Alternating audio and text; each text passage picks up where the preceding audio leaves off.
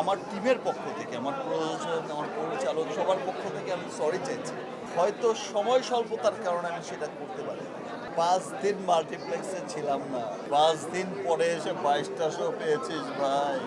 আমরা সবাই শুনেছি অনেক বড় বড় ইন্ডাস্ট্রির বড় বড় মহাতারকাদের কথা, যাদের সিনেমা নাকি মিডনাইটে শো হতো, প্যাকড আপ থাকতো, ভোরে শো হতো, প্যাকড আপ থাকতো, যার জন্য উদ্ভিদ থাকতো, যাদের সিনেমা আসলে কিছুই হতো না, অনেক ভুলভাল সিনেমা, অনেক বাজে গল্পের সিনেমাও তাদের সুপার হিট হয়ে যেত শুধুমাত্র ওই মহাতারকাকে দেখার জন্য।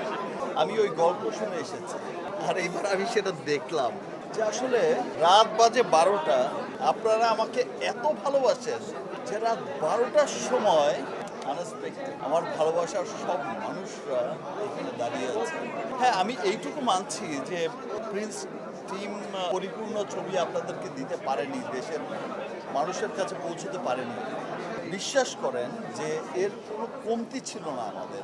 প্রথমেই আমরা ফেসেছি পারমিশন জটিলতায়, সেখানেই ৩ মাস চলে গেছে, মানে শুটিংয়ের যে শিডিউল ছিল সেটাই চলে গেছে।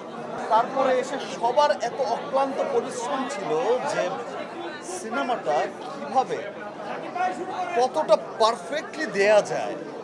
প্রিন্স নিয়ে মানুষের যেই প্রত্যাশা ছিল, দেখেন প্রিন্স আমি যখন গল্প শুনেছি তখনই আমার মনে হয়েছিল, এবং যেই গল্প যে পরিকল্পনা শুনেছি তখন আমার কাছে মনে হয়েছিল যে এইটা আমার জীবনের এই পর্যন্ত করা সবচেয়ে বড় সিনেমা হবে। হয়তো সময় স্বল্পতার কারণে আমি সেটা করতে পারি।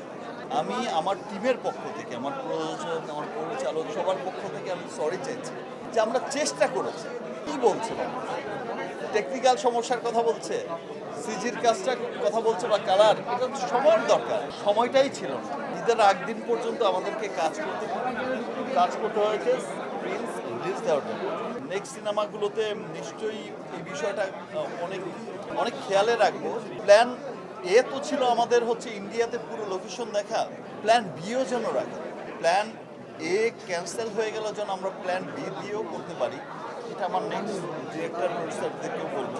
যত যাই বলুক, যে যাই বলুক, প্লিজ যারাই দেখছেন, রকস্টারের শুটিংয়ে ছিলাম, সেখান থেকেই দেখছিলাম, রিভিউ দেখছিলাম, ৫ দিন মাল্টিপ্লেক্সে ছিলাম না, ৫ দিন পরে এসে ২২টা শো পেয়েছিস ভাই। ২টা শো পাওয়ার কথা ছিল এত ব্যাড রিভিউর পরে। এটাই হচ্ছে মানুষের ভালোবাসা, এটাই হচ্ছে মানুষের ভালোবাসা। এইরকম যে ভাই আমি আমার পছন্দের মানুষকে হেঁটে যেতে দেখবো, তাতেই হবে, আর কিচ্ছু লাগবে না।